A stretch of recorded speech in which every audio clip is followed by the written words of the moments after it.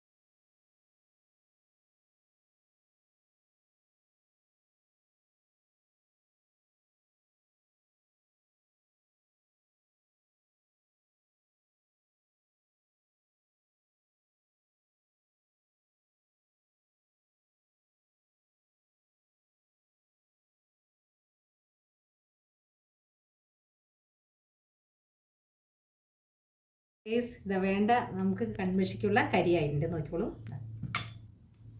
Focus. ഇനി ഈ വെളിച്ചെണ്ണ, ആട്ടിയ വെളിച്ചെണ്ണയാണ്. അത് നമ്മൾ വെറുതെ ഇങ്ങനെ സ്പ്രേ ചെയ്യാം. ഇത്രയേ വേണ്ടൂ, ഇത്ര ആവശ്യമേ ഉള്ളൂ. ഇനി നമുക്കൊന്ന് ഇളം ചൂടാറിയതിന് ശേഷം കണ്ണിന് എഴുതാൻ പറ്റുന്ന വിധത്തിൽ എഴുതണം. കൺമഷി റെഡി. നമ്മുടെ കൺമഷി റെഡിയാണ്. നമുക്ക് നോക്കാം എങ്ങനെയാണ്.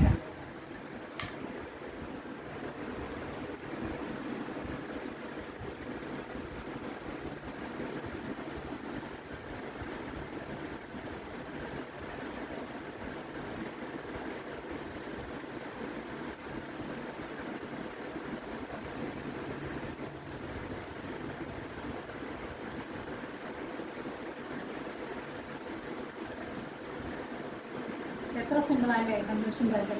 കണ്ണിന് ഒരു കേടുമില്ല. നമ്മുടെ പ്രോഡക്റ്റ് എല്ലാം. ബൈ.